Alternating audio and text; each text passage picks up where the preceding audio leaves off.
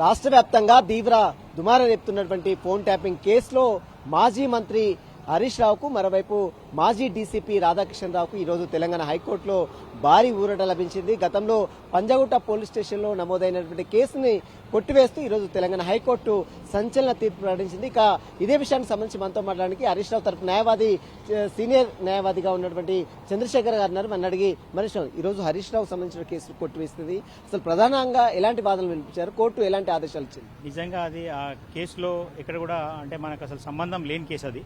ఎందుకంటే అందులో సెక్షన్లు పెట్టిన సెక్షన్లు కూడా 386, 409 ఎక్కడ కూడా అసలు మా అసలు దీనికి సంబంధించినవి కాదు. ఇంకో ముఖ్యంగా ఏంటంటే వాళ్ళు ఫస్టే ఒక రిట్ పిటిషన్ వేసి, ఆ రిట్ పిటిషన్ ఒక డీజీపీకి ఒక రిప్రజెంటేషన్ ఇచ్చి రిట్ పిటిషన్ వేసి ఆ రిట్ పిటిషన్ విత్డ్రా చేసుకొని 2 సంవత్సరాల తర్వాత ఇక్కడ వచ్చి మాకు 2023లో తీసుకుపోయినని చెప్పి 24 డిసెంబర్ 1 నాడు ఇక్కడ పంజగుట్ట పోలీస్ స్టేషన్లో కేసు రిజిస్టర్ జరిగింది. అందులో భాగంగా అసలు మేము క్వాష్ పిటిషన్ ఫైల్ చేసినాం.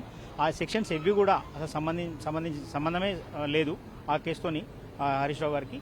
ఇంకో ముఖ్యంగా ఏంటంటే ఆ కంప్లైంట్ కూడా ఫస్ట్ అతను ఏమన్నానంటే ఎక్కడ కూడా నాకు ఇన్ని రోజులు నేను భయభ్రాంతులకు గురై నేను కంప్లైంట్ ఇవ్వలేదని అనుకుని అతను 2006 నుంచి కూడా నేర చరిత్ర కలిగిన వ్యక్తి. ఆ కంప్లైంట్ ఎవరైతే ఉన్నారో అతని మీద కూడా 489 BC ఉండే సిద్దిపేట పోలీస్ స్టేషన్లో చాలా కేసులు, మొత్తం 11 కేసులు అతని మీద పెండింగ్ ఉన్నాయి.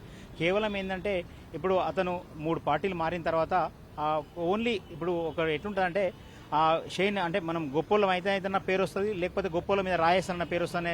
దాంతో ఇలా హరీష్ రావు గారి మీద కేసు వేసింది తప్ప అసలు అది కేసు నిలబడే కేసే కాదు.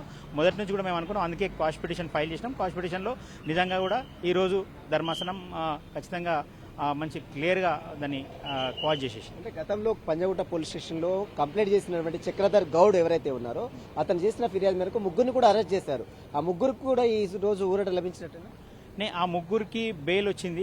ప్రాథమికంగా ఫస్ట్ వాళ్ళను అసలు నోటీస్ ఇచ్చి అరెస్ట్ చేయడం అనేది దారుణం. ఎందుకంటే హైకోర్టు ఆర్డర్ ఉండగా కూడా 10 నుంచి సాయంత్రం 5 గంటల వరకు ఉండాలని చెప్పి వంశీకృష్ణ అండ్ ఇంకో ఇద్దరు వాళ్ళకు 10 నుంచి 5 గంటల వరకు ఉండాలి, లాయర్ సమక్షంలో ఉండాలని కూడా వీటిని తుంగలో దొక్కి పోలీసు వాళ్ళు రిమాండ్ చేయడం జరిగింది. ఆ రిమాండ్ చేస్తే ఇమీడియట్లీ కూడా మేము రిమాండ్ను కూడా అపోజ్ చేయడం జరిగింది.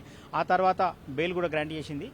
వాళ్ళు ఇప్పుడు బెయిల్ మీద ఉన్నారు. ప్రభుత్వ వాదన ఏ విధంగా ఉంది? ఫోన్ ట్యాపింగ్ కేసులో ఇప్పటికే పోలీసుల తీరు కావచ్చు, మీరు అపోజ్ చేశారు, ప్రభుత్వం ఏం చెప్తుంది? అసలు ఫోన్ ట్యాపింగ్ కు ఇప్పుడు పెట్టిన కంప్లైంట్ కు అసలు సంబంధమే లేదు. Phone tapping case already investigation అయిపోయింది, అందులో ఎక్కడ కూడా అది లేదు. ఆ ఇన్వెస్టిగేషన్ అది సెపరేట్ కేసు, అసలు దానికి దీనికి అసలు సంబంధమే లేదు.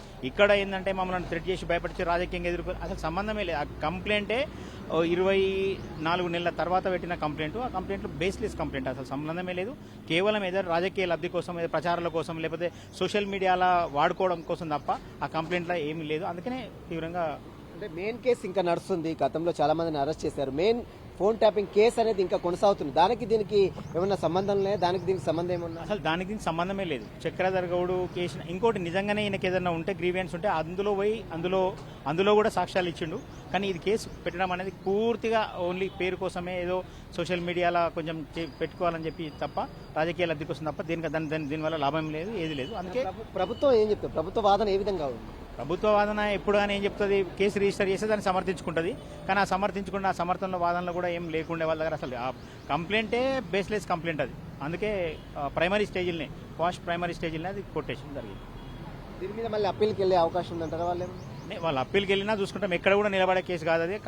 కంప్లైంట్లో కానీ వాళ్ళ ఇప్పుడు కానీ ఇంకా ఇందులో దారుణం ఏంటంటే ముగ్గురిని కూడా ఈ కేసులో అరెస్ట్ చేయడం అనేది నిజంగా అది దారుణమైన సంఘటన. ఎందుకంటే వాళ్ళకి సంబంధం లేకుండా ఎవరికి కూడా అందరికి కూడా సంబంధం లేదు.